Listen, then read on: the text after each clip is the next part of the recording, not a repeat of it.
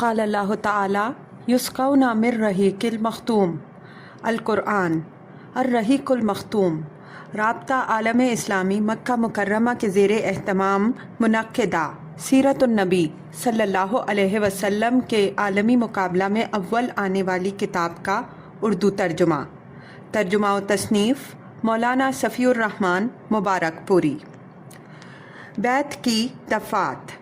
بیعت کا واقعہ امام احمد رحمہ اللہ نے حضرت جابر رضی اللہ عنہ سے تفصیل کے ساتھ روایت کیا ہے۔ حضرت جابر رضی اللہ عنہ کا بیان ہے کہ ہم نے عرض کی کہ اے اللہ کے رسول صلی اللہ علیہ وسلم، ہم آپ صلی اللہ علیہ وسلم سے کس بات پر بیعت کریں؟ آپ صلی اللہ علیہ وسلم نے فرمایا، اس بات پر کہ نمبر 1، چستی اور سستی ہر حال میں بات سنو گے اور مانو گے۔ نمبر 2، تنگی اور خوشحالی ہر حال میں مال خرچ کرو گے۔ نمبر 3، بھلائی کا حکم دو گے اور برائی سے روکو گے۔ نمبر 4، اللہ کی راہ میں اٹھ کھڑے ہوگے اور اللہ کے معاملے میں کسی ملامت گر کی ملامت کی پرواہ نہ کرو گے۔ نمبر 5، اور جب میں تمہارے پاس آ جاؤں گا تو میری مدد کرو گے اور جس چیز سے اپنی جان اور اپنے بال بچوں کی حفاظت کرتے ہو اس سے میری حفاظت کرو گے اور تمہارے لیے جنت ہے۔ حضرت کعب رضی اللہ عنہ کی روایت میں جسے ابن اسحاق نے ذکر کیا ہے، صرف آخری دفعہ 5 کا ذکر ہے، چنانچہ اس میں کہا گیا ہے کہ رسول اللہ صلی اللہ علیہ وسلم نے قرآن کی تلاوت، اللہ کی طرف سے دعوت اور اسلام کی ترغیب دینے کے بعد فرمایا، میں تم سے اس بات پر بیعت لیتا ہوں کہ تم اس چیز سے میری حفاظت کرو گے جس سے اپنے بال بچوں کی حفاظت کرتے ہو۔ اس پر حضرت برا بن معرور رضی اللہ عنہ نے آپ صلی اللہ علیہ وسلم کا ہاتھ پکڑا اور کہا، ہاں، اس ذات کی قسم جس نے آپ صلی اللہ علیہ وسلم کو نبی برحق بنا کر بھیجا ہے، ہم یقیناً اس چیز سے آپ صلی اللہ علیہ وسلم کی حفاظت کریں گے جس سے اپنے بال بچوں کی حفاظت کرتے ہیں۔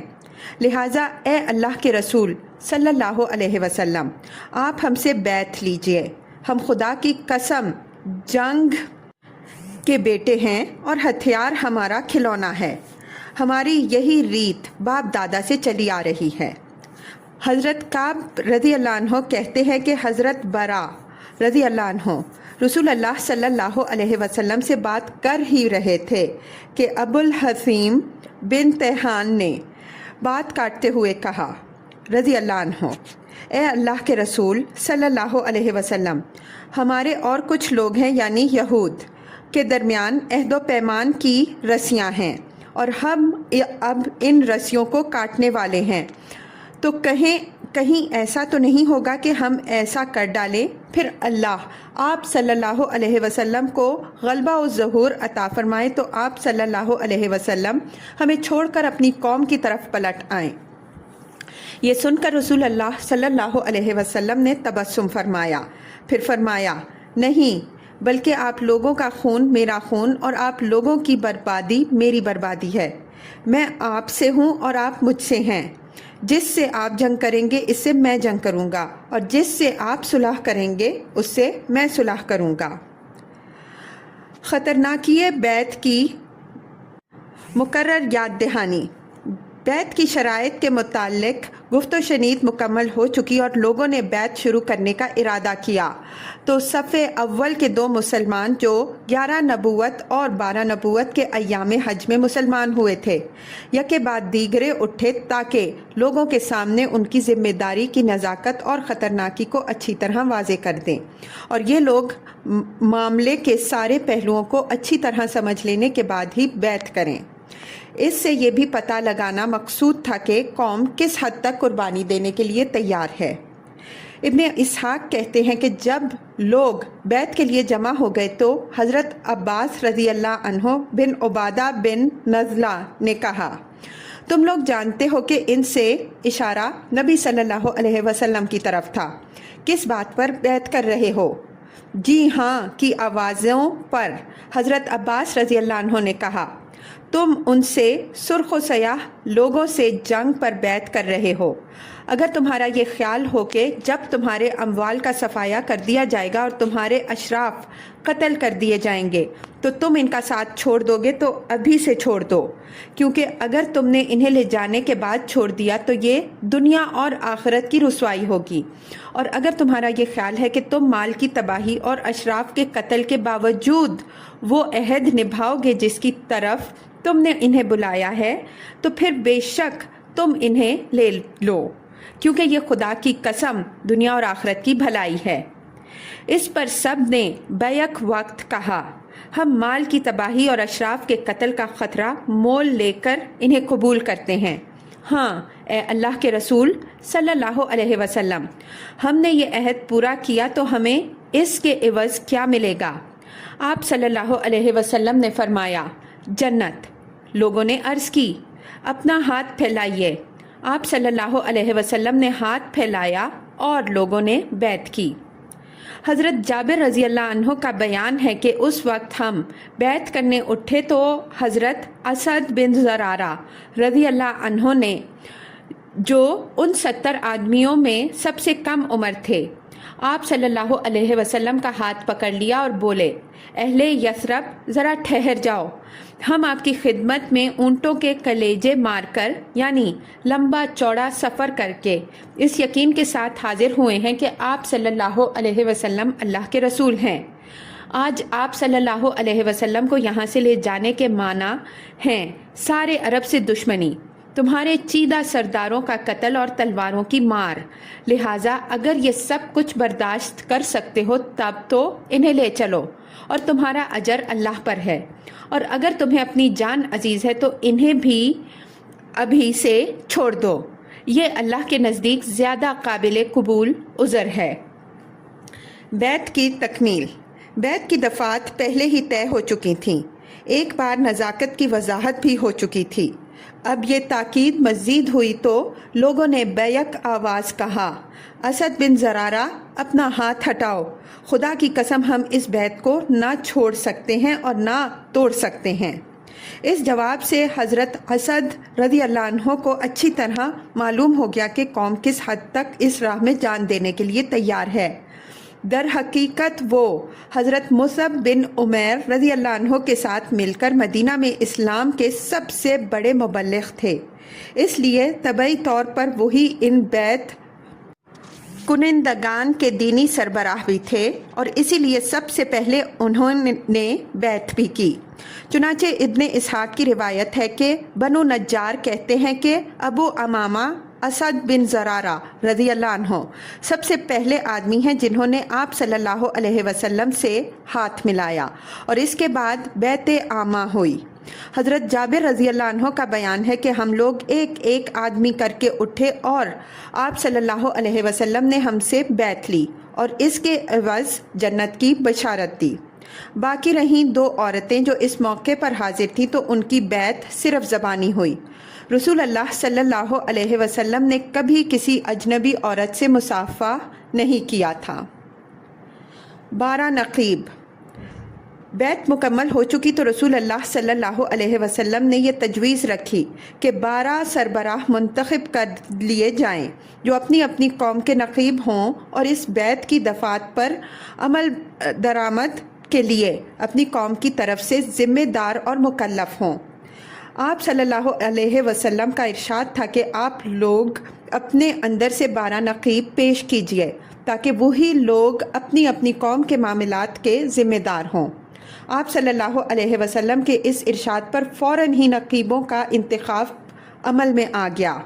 9 خزرج سے منتخب کیے گئے اور 3 اوس سے۔ نام یہ ہیں: خزرج کے نقباء اسد بن زرارہ بن عدس، سعد بن ربی بن عمر، عبداللہ بن رواحہ بن ثعلبہ، رافع بن مالک بن عجلان، برا بن مرور بن صخر، عبداللہ بن عمر بن حرام، عبادہ بن صامت بن قیس، سعد بن عبادہ بن ولیم، منذر بن عمر بن خنیف۔ اوس کے نقباء: اسید بن حزیر بن سماک، سعد بن خثیمہ بن حارث، रफ़ा बिन अब्दुल मुंज़र बिन ज़ुबैर रज़ी अल्लाह अन्हुम अजमाइन। जब इन नुक़बा का इंतखाब हो चुका तो उनके सरदार और ज़िम्मेदार होने की हैसियत से रसूल अल्लाह सल्लल्लाहु अलैहि वसल्लम ने एक और अहद लिया। आप सल्लल्लाहु अलैहि वसल्लम ने फरमाया, आप लोग अपनी कौम के जुमला मामलात के कफ़ील हैं, जैसे हवारी हज़रत ईसा अलैहिस्सलाम की जानिब से कफ़ील हुए थे और मैं अपनी कौम यानी मुसलमानों का कफ़ील हूँ। इन सब ने कहा, जी हाँ। शैतान मुआहिदा का इंकशाफ करता है। मुआहिदा मुकम्मल हो चुका और अब लोग बिखरने ही वाले थे कि एक शैतान को इसका पता लग गया। चूँकि ये इंकशाफ बिल्कुल आखिरी लम्हात में हुआ था और इतना मौका न था कि ये खबर चुपके से कुरैश को पहुंचा दी जाए और वो अचानक इस इज्तिमा के शुरका पर टूट पड़े और इन्हें घाटी ही में जा ले। इसलिए इस शैतान ने झट एक ऊंची जगह खड़े होकर निहायत बुलंद आवाज़ से, जो शायद ही कभी सुनी गई हो, ये पुकार लगाई, खैमे वालों, मोहम्मद सल्लल्लाहु अलैहि वसल्लम को देखो, इस वक्त बददीन इसके साथ हैं और तुमसे लड़ने के लिए जमा हैं। रसूल अल्लाह सल्लल्लाहु अलैहि वसल्लम ने फरमाया, ये इस घाटी का शैतान है। अल्लाह के दुश्मन सुन, अब मैं तेरे लिए जल्द ही फारिग हो रहा हूँ। इसके बाद आप सल्लल्लाहु अलैहि वसल्लम ने लोगों से फरमाया कि वो अपने डेरों पर चले जाएं। कुरैश पर ज़र्ब लगाने के लिए अंसार की मुस्तादी। इस शैतान की आवाज़ सुनकर हज़रत अब्बास बिन उबादा बिन नज़ला रज़ी अल्लाह अन्हो ने फरमाया, इस ज़ात की कसम जिसने आप सल्लल्लाहु अलैहि वसल्लम को हक़ के साथ मबऊस फरमाया है, आप सल्लल्लाहु अलैहि वसल्लम चाहें तो हम कल अहले मिना पर अपनी तलवारें लेके टूट पड़ें। आप सल्लल्लाहु अलैहि वसल्लम ने फरमाया, हमें इसका हुक्म नहीं दिया गया है, बस आप लोग अपने डेरों पर चले जाएं। इसके बाद लोग वापस जाकर सो गए, यहाँ तक कि सुबह हो गई। रुऊसाए यसरब से कुरैश का एहतजाज। ये खबर कुरैश के कानों तक पहुंची तो गम और अलम की शिद्दत से उनके अंदर कोहराम मच गया, क्योंकि इस जैसी बैत के जो नताइज उनकी जान और माल पर मुतरत्तब हो सकते थे, उसका उन्हें अच्छी तरह अंदाज़ा था। चुनाचे सुबह होते ही उनके रुऊसा और अकाबिर मुजरिमीन एक भारी भरकम वफद ने इस मुआहिदे के खिलाफ सख्त एहतजाज के लिए अहले यसरब के खैमों का रुख किया और यूं अर्ज परदाज हुआ, खजरज के लोगों, हमें मालूम हुआ है कि आप लोग हमारे इस साहिब को हमारे दरमियान से निकाल कर ले जाने के लिए आए हैं और हमसे जंग करने के लिए इसके हाथ पर बैत कर रहे हैं। हालांकि कोई अरब का कबीला ऐसा नहीं जिससे जंग करना हमारे लिए इतना ज़्यादा नागवार हो जितना आप हजरात से है। लेकिन चूंकि मुशरिकीन खजरज इस बैत के बारे में सिरे से कुछ जानते ही ना थे, क्योंकि ये मुकम्मल राजदारी के साथ रात की तारीकी में ज़ेरे अमल आई थी, इसलिए उन मुशरिकीन ने अल्लाह की कसम खा खाकर यकीन दिलाया कि ऐसा कुछ हुआ ही नहीं, हम इस तरह की कोई बात सिरे से जानते ही नहीं। बिल आखिर ये वफद अब्दुल्ला बिन उबई बिन सुलूल के पास पहुंचा। वो भी कहने लगा, ये बातिल है, ऐसा नहीं हुआ है और ये तो हो ही नहीं सकता कि मेरी कौम मुझे छोड़कर इस तरह का काम कर डाले। अगर मैं यसरब में होता तो भी मुझसे मशवरा किए बगैर मेरी कौम ऐसा ना करती। बाकी रहे मुसलमान तो उन्होंने कनअखियों से एक दूसरे को देखा और चुप साध ली। इनमें से किसी ने हाथ या नहीं के साथ, हाँ या नहीं के साथ ज़बान ही नहीं खोली।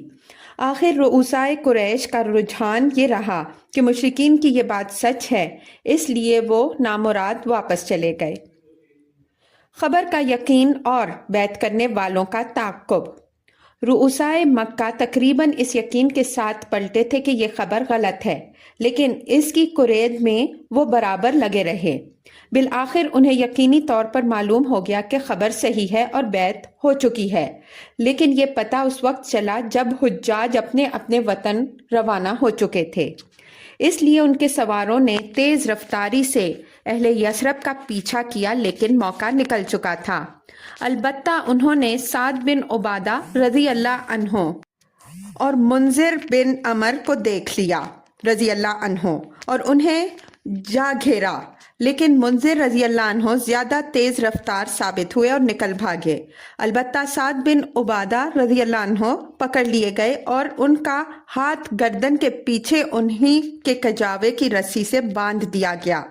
پھر انہیں مارتے پیٹتے اور بال نوچتے ہوئے مکہ لے جایا گیا، لیکن وہاں مطعم بن عدی اور حارث بن حرب بن امیہ نے آ کر چھڑا دیا، کیونکہ ان دونوں کے جو قافلے مدینے سے گزرتے تھے وہ حضرت سعد رضی اللہ عنہ ہی کی پناہ میں گزرتے تھے۔ ادھر انصار ان کی گرفتاری کے بعد باہم مشورہ کر رہے تھے کہ کیوں نہ دھاوا بول دیا جائے، مگر اتنے میں وہ دکھائی پڑ گئے۔ اس کے بعد تمام لوگ بخیریت مدینہ پہنچ گئے۔ یہی عقبہ کی دوسری بیعت ہے جسے بیعت عقبہ کبریٰ کہا جاتا ہے۔ یہ بیعت ایک ایسی فضا میں زیر عمل آئی جس پر محبت و وفاداری، منتشر اہل ایمان کے درمیان تعاون و تناصر، باہمی اعتماد اور جاں سپاری اور شجاعت کے جذبات چھائے ہوئے تھے۔ چنانچہ یثربی اہل ایمان کے دل اپنے کمزور مکی بھائیوں کی شفقت سے لبریز تھے۔ ان کے اندر ان بھائیوں کی حمایت کا جوش تھا اور ان پر ظلم کرنے والوں کے خلاف غم و غصہ تھا۔ ان کے سینے اپنے اس بھائی کی محبت سے سرشار تھے جسے دیکھے بغیر محض للہ فی اللہ اپنا بھائی قرار دے لیا تھا، اور یہ جذبات و احساسات محض کسی عارضی کشش کا نتیجہ نہ تھے جو دن گزرنے کے ساتھ ساتھ ختم ہو جاتی ہے، بلکہ اس کا منبع ایمان باللہ، ایمان بالرسول اور ایمان بالکتاب تھا، یعنی وہ ایمان جو ظلم و عدوان ان کی کسی بڑی سے بڑی قوت کے سامنے سرنگوں نہیں ہوتا۔ وہ ایمان کہ جب اس کی باد بہادری چلتی ہے تو عقیدہ اور عمل میں عجائبات کا ظہور ہوتا ہے۔ اسی ایمان کی بدولت مسلمان نے صفحات زمانہ پر ایسے ایسے کارنامے ثبت کیے اور ایسے ایسے آثار و نشانات چھوڑے کہ ان کی نظیر سے ماضی و حاضر خالی ہیں اور غالباً مستقبل بھی خالی ہی رہے گا۔ ہجرت کے ہراول دستے۔ جب دوسری بیعت عقبہ مکمل ہو گئی، اسلام و کفر و جہالت کے لک و دک صحرا میں اپنے ایک وطن کی بنیاد رکھنے میں کامیاب ہو گیا، اور یہ سب سے اہم کامیابی تھی جو اسلام نے اپنی دعوت کے آغاز سے اب تک حاصل کی تھی۔ تو رسول اللہ صلی اللہ علیہ وسلم نے مسلمانوں کو اجازت مرحمت فرمائی کہ وہ اپنے اس نئے وطن کی طرف ہجرت کر جائیں۔ ہجرت کے معنی یہ تھے کہ سارے مفادات تج کر، وہ مال کی قربانی دے کر محض جان بچا لی جائے، اور وہ بھی یہ سمجھتے ہوئے کہ یہ جان بھی خطرے کی زد میں ہے۔ ابتدائے راہ سے انتہائی راہ تک کہیں بھی ہلاک کی جا سکتی ہے، پھر سفر بھی ایک مبہم مستقبل کی طرف ہے۔ معلوم نہیں آگے چل کر ابھی کون کون سے مصائب اور غم و الم رونما ہوں گے۔ مسلمانوں نے یہ سب کچھ جانتے ہوئے ہجرت کی ابتدا کر دی۔ ادھر مشرکین نے بھی ان کی روانگی میں رکاوٹیں کھڑی کرنی شروع کیں، کیونکہ وہ سمجھ رہے تھے کہ اس میں خطرات مضمر ہیں۔ ہجرت کے چند نمونے پیش خدمت ہیں۔ نمبر 1، سب سے پہلے مہاجر حضرت ابو سلمہ رضی اللہ عنہ تھے۔ انہوں نے ابن اسحاق کے بقول بیعت عقبہ کبریٰ سے 1 سال پہلے ہجرت کی تھی۔ ان کے ہمراہ ان کی بیوی بچے بھی تھے۔ جب انہوں نے روانہ ہونا چاہا تو ان کے سسرال والوں نے کہا کہ یہ رہی آپ کی بیگم، اس کے متعلق تو آپ ہم پر غالب آ گئے، لیکن یہ بتائیے کہ یہ ہمارے گھر کی لڑکی آخر کس بنا پر ہم آپ کو چھوڑ دیں کہ آپ اسے شہر شہر گھماتے پھریں۔ چنانچہ انہوں نے ان سے ان کی بیوی چھین لی۔ اس پر ابو سلمہ کے گھر والوں کو تاؤ آ گیا اور انہوں نے کہا کہ جب تم لوگوں نے اس عورت کو ہمارے آدمی سے چھین لیا ہے تو ہم اپنا بیٹا اس عورت کے پاس نہیں رہنے دے سکتے۔ چنانچہ دونوں فریق نے اس بچے کو اپنی اپنی طرف کھینچا، جس سے اس کا ہاتھ اکھڑ گیا، اور ابو سلمہ رضی اللہ عنہ کے گھر والے اس کو اپنے پاس لے گئے۔ خلاصہ یہ ہے کہ ابو سلمہ رضی اللہ عنہ نے تنہا مدینے کا سفر کیا۔ اس کے بعد حضرت سلمہ رضی اللہ عنہ کا حال یہ تھا کہ وہ اپنے شوہر کی روانگی اور اپنے بچے سے محرومی کے بعد روزانہ صبح صبح अब्ताह पहुंच जाती जहां ये माजरा पेश आया और शाम तक रोती रहती। इसी हालत में 1 साल गुजर गया। बिलाखिर उनके घराने के किसी आदमी को तरस आ गया और उसने कहा कि इस बेचारी को जाने क्यों नहीं देते, इसे खामखा इसके शौहर और बेटे से जुदा कर रखा है। इस पर उम्मे सलमा से उनके घर वालों ने कहा कि अगर तुम चाहो तो अपने शौहर के पास चली जाओ। हजरत उम्मे सलमा रजी अल्लाह अन्हा ने बेटे को उसके ददियाल वालों से वापस लिया और मदीना चल पड़ी। अल्लाह अकबर, कोई 500 किलोमीटर की मुसाफत का सफ़र और साथ में अल्लाह की मखलूक नहीं। जब तनईम पहुंची तो उस्मान बिन अबी तलहा मिल गए। इसे हालात की तफसील मालूम हुई तो मशायत करता हुआ मदीना पहुंचाने ले गया और जब कुबा की आबादी नजर आई तो बोला, तुम्हारा शौहर इसी बस्ती में है, इसी में चली जाओ, अल्लाह बरकत देगा। इसके बाद वो मक्का पलट आया। नंबर 2, हजरत सुहेब रजी अल्लाह अन्हो ने जब हिजरत का इरादा किया तो उनसे कुफ्फारे कुरैश ने कहा, तुम हमारे पास आए थे तो हकीर फकीर थे, लेकिन यहाँ आकर तुम्हारा माल बहुत ज्यादा हो गया और तुम बहुत आगे पहुंच गए। अब तुम चाहते हो कि अपनी जान और अपना माल दोनों लेकर चल दो, तो बखुदा ऐसा नहीं हो सकता।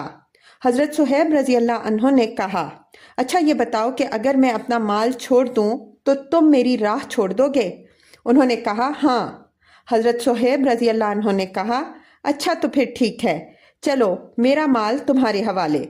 रसूल अल्लाह सल्लल्लाहु अलैहि वसल्लम को इसका इल्म हुआ तो आप सल्लल्लाहु अलैहि वसल्लम ने फरमाया, सुहेब रजी अल्लाह अन्हो ने नफ़ा उठाया। सुहेब रजी अल्लाह अन्हो ने नफ़ा उठाया। नंबर 3, हज़रत उमर बिन ख़त्ताब रजी अल्लाह अन्हो, अय्याश बिन अबी रबिया रजी अल्लाह अन्हो और हशाम बिन आस बिन वाइल ने आपस में मिलने और फलां जगह सुबह सुबह इकट्ठे होकर वहीं से मदीने को हिजरत करने का इरादा किया। हज़रत उमर रज़ी अल्लाह अन्हो और अय्याश रज़ी अल्लाह अन्हो तो वक्त मुकर्ररा पर आ गए, लेकिन हिशाम रज़ी अल्लाह अन्हो को कैद कर लिया गया। फिर जब ये दोनों हजरात मदीना पहुंचकर कुबा में उतर चुके तो अय्याश रज़ी अल्लाह अन्हो के पास अबू जहल और उसका भाई हारिस पहुंचे। तीनों की माँ एक थी।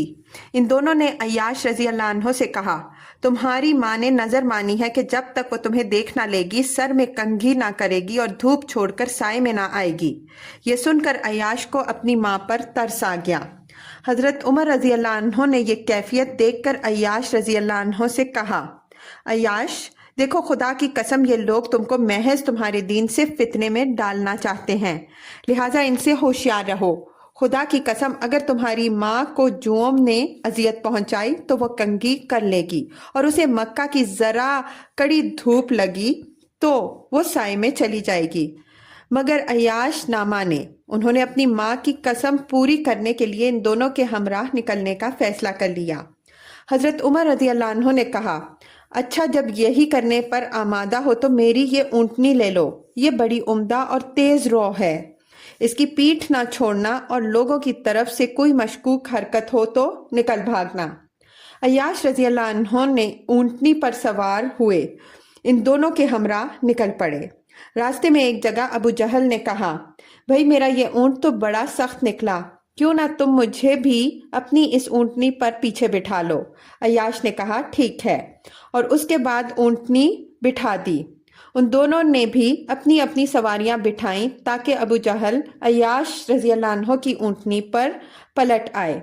लेकिन जब तीनों जमीन पर आ गए तो ये दोनों अचानक अय्याश रज़ी अल्लाह अन्हु पर टूट पड़े और उन्हें रस्सी से जकड़ कर बांध दिया और उसी बंधी हुई हालत में दिन के वक्त मक्का लाए और कहा, ए अहले मक्का, अपने बेवकूफ़ों के साथ ऐसा ही करो जैसा हमने अपने इस बेवकूफ़ के साथ किया है। आज़मीन हिजरत का इल्म हो जाने की सूरत में उनके साथ मुशरिकीन जो सलूक करते थे, इस सिक्के ये 3 नमूने हैं, लेकिन इन सब के बावजूद लोग आगे पीछे पै दर पै निकलते ही रहे। चुनाचे बैत अक़बा कुबरा के सिर्फ 2 माह बाद مکہ میں رسول اللہ صلی اللہ علیہ وسلم، حضرت ابو بکر رضی اللہ عنہ اور حضرت علی رضی اللہ عنہ کے علاوہ کچھ ایسے مسلمان ضرور رہ گئے تھے جنہیں مشرکین نے زبردستی روک رکھا تھا۔ ان دونوں حضرات، حضرت ابو بکر صدیق رضی اللہ عنہ اور حضرت علی رضی اللہ عنہ کو بھی رسول اللہ صلی اللہ علیہ وسلم نے روک رکھا تھا۔ رسول اللہ صلی اللہ علیہ وسلم بھی اپنا ساز و سامان تیار کر کے روانگی کے لیے حکم خداوندی کا انتظار کر رہے تھے۔ حضرت ابو بکر رضی اللہ عنہ کا رخت سفر بھی بندھا ہوا تھا۔ صحیح بخاری میں حضرت عائشہ رضی اللہ عنہا سے مروی ہے کہ رسول اللہ صلی اللہ علیہ وسلم نے مسلمانوں سے فرمایا، مجھے تمہارا مقام ہجرت دکھلایا گیا ہے۔ یہ لاوے کی دو پہاڑیوں کے درمیان واقع ایک نخلستانی علاقہ ہے۔ اس کے بعد لوگوں نے مدینے کی جانب ہجرت کی۔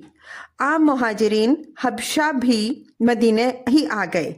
حضرت ابو بکر صدیق رضی اللہ عنہ نے بھی سفر مدینہ کے لیے ساز و سامان تیار کر لیا، لیکن رسول اللہ صلی اللہ علیہ وسلم نے ان سے فرمایا، ذرا رکے رہو، کیونکہ توقع ہے مجھے بھی اجازت دے دی جائے گی۔ ابو بکر رضی اللہ عنہ نے کہا، میرے باپ آپ صلی اللہ علیہ وسلم پر فدا، کیا آپ صلی اللہ علیہ وسلم کو اس کی امید ہے؟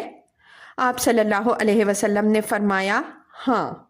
اس کے بعد ابو بکر رضی اللہ عنہ رکے رہے تاکہ رسول اللہ صلی اللہ علیہ وسلم کے ساتھ سفر کریں۔